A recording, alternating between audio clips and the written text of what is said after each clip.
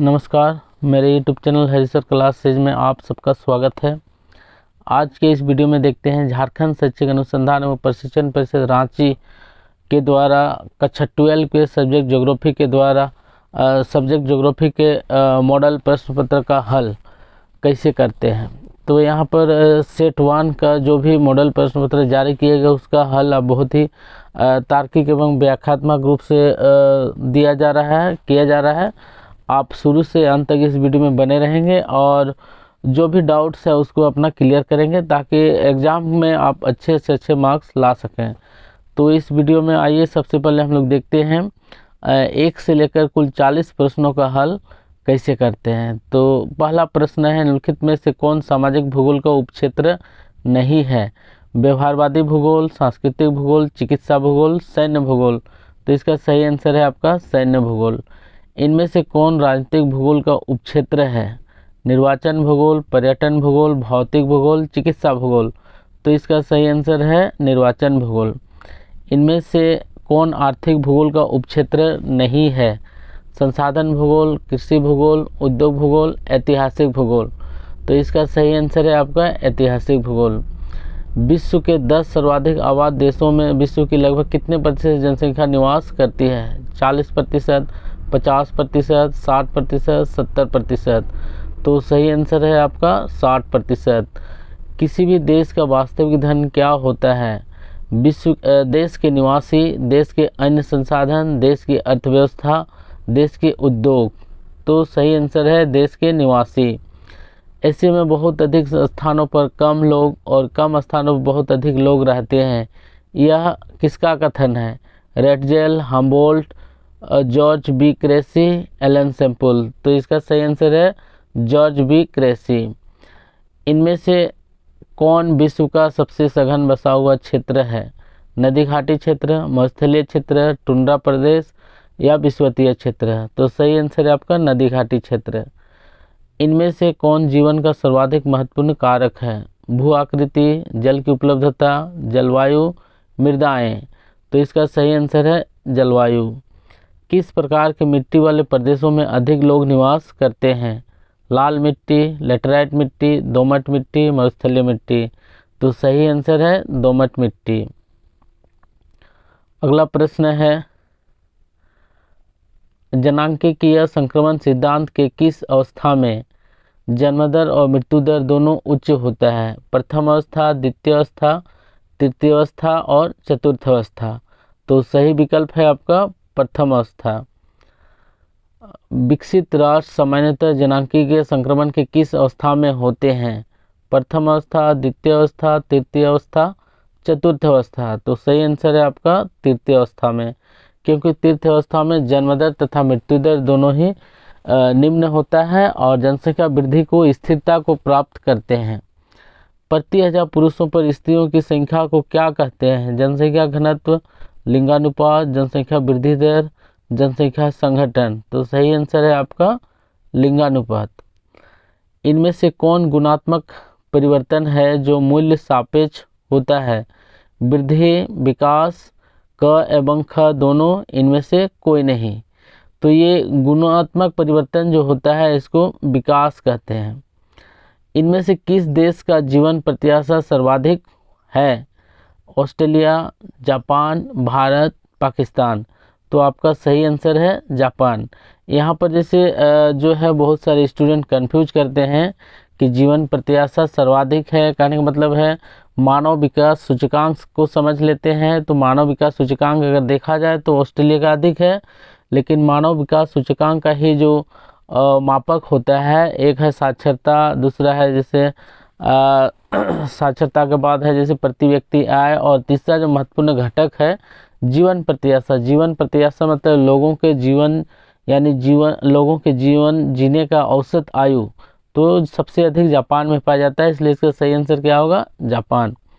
मानव विकास के आधारभूत आवश्यकता उपागम को मूल रूप से किस संगठन ने प्रस्तावित किया था? मानव विकास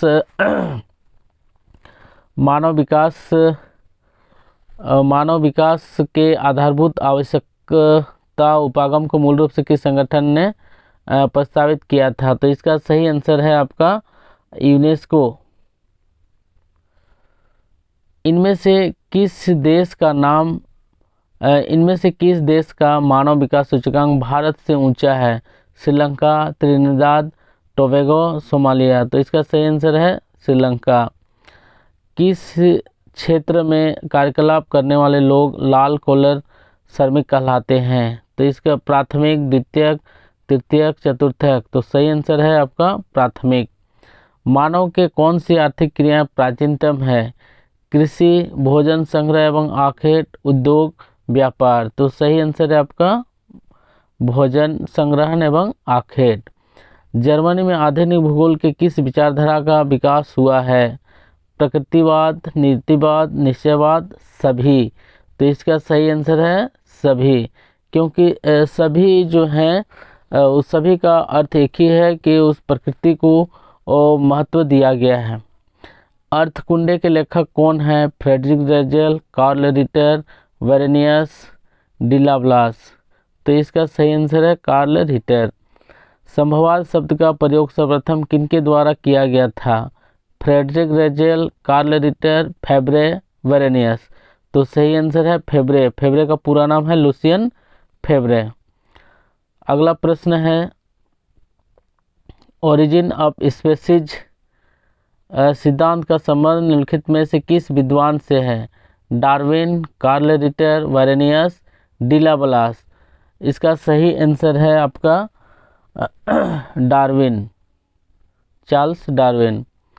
उसके बाद है फ्रांसीसी भूगोल के जनक जिन्हें संभववादी विचारधारा का चैंपियन भी कहा जाता है, यह कथन किस भूगोलवेत्ता से संबंधित है? Friedrich Ratzel, Carl Ritter, Varenius, de la Blache. तो इसका सही आंसर है विडाल डिलाब्लास। पर्यावरण और निश्चयवादी विचारधारा की शुरुआत जर्मनी के किस विद्वान द्वारा किया गया था? Humboldt, Carl Ritter, Varenius, de la Blache. तो इसका सही आंसर है वेरेनियस। ज्योग्राफिया नेचुरलिस के लेखक कौन हैं? एरिस्टोथेनेज, डार्विन, कार्ल रिटर, वेरेनियस। तो इसका सही आंसर है आपका वेरेनियस। आधुनिक भूगोल के संस्थापक किसे कहा जाता है? Humboldt, Carl Ritter, Varenius, de la Blache. तो सही आंसर है आपका आधुनिक भूगोल का संस्थापक, आधुनिक भूगोल का जो संस्थापक है कार्ल रिटर को कहा जाता है। पर्यावरण निश्चयवादी विचारधारा के समर्थक विद्वान एलन सेम्पुल किस देश की थी? जर्मनी, फ्रांस, संयुक्त राज्य अमेरिका, ब्रिटेन। तो सही आंसर है संयुक्त राज्य अमेरिका। जियोग्राफिया पुस्तक जिसे भूगोल का वेद भी कहा जाता है के लेखक कौन है? एरिस्टोथेनेज, कार्ल रिटर, इमैनुअल कांट, फेब्रे। तो सही आंसर है आपका एरिस्टोथेनेज। विश्व की कुल जनसंख्या कितना प्रतिशत भाग भारत में है? 12.5, 14.5, 17.5, 20%। तो आपका सही आंसर है 17.5। सबसे कम जनसंख्या निम्नलिखित में से किस महाद्वीप में स्थित है? दक्षिण अमेरिका, यूरोप, ऑस्ट्रेलिया, अफ्रीका। सही आंसर है ऑस्ट्रेलिया।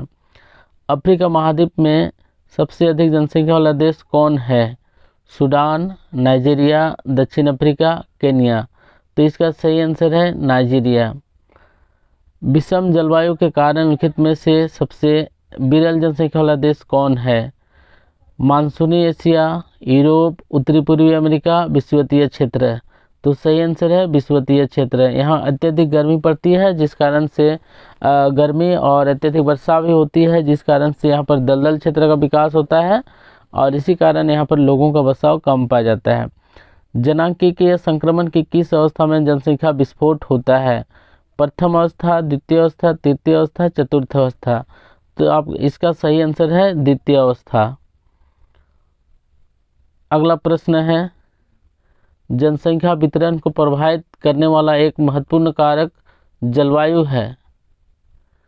जलवायु है निम्नलिखित में से कौन सी जलवायु सघन जनसंख्या के लिए उत्तरदायी है? उष्ण, शीतोष्ण, अति उष्ण, शीत। तो आपका सही आंसर है शीतोष्ण। जनांकीय संक्रमण की प्रथम अवस्था की प्रमुख विशेषताओं की पहचान नीचे दिए गए विकल्प से करें। जन्म दर तथा मृत्यु दर निम्न, जन्म दर निम्न तथा मृत्यु दर उच्च, जन्म दर तथा मृत्यु दर दोनों ही निम्न, जन्म दर और मृत्यु दर दोनों ही उच्च। तो आपका सही आंसर है जन्म दर तथा मृत्यु दर दोनों ही ऊंचा होता है प्रथम अवस्था में, जबकि द्वितीय अवस्था में जन्म दर तथा जन्म दर ऊंचा रहता है तथा मृत्यु दर निम्न होता है, और तीसरा अवस्था में जन्म दर तथा मृत्यु दर दोनों ही निम्न पाया जाता है। उसके बाद अगला प्रश्न है, जननांकिकीय संक्रमण का सिद्धांत पहली बार किनके द्वारा दिया गया था? अरस्तु, ब्लास, फ्रेडरिक थॉमसन। तो इसका सही आंसर है थॉमसन। कुल क्षेत्रफल तथा जनसंख्या के आधार पर क्या निर्धारित किया जाता है? साक्षरता दर, जन्म दर, वृद्धि दर, घनत्व। तो इसका सही आंसर है जनसंख्या घनत्व यानी घनत्व। आयु लिंग पिरामिड से जनसंख्या की किस विशेषता को प्रदर्शित किया जाता है? आयु संरचना, लिंग संगठन, ग्रामीण नगरीय संगठन, क एवं ख दोनों। तो आप इसका सही आंसर है क एवं ख दोनों। जनसंख्या पिरामिड में बायां भाग की चौड़ाई दायां भाग से अधिक होना क्या प्रदर्शित करता है? स्त्री जनसंख्या की अधिकता, पुरुष जनसंख्या की अधिकता, विस्तारित जनसंख्या और स्थिर जनसंख्या। तो ये आपका सही आंसर है पुरुष जनसंख्या की अधिकता। जन्म दर और मृत्यु दर दोनों का समान होना क्या प्रदर्शित करता है?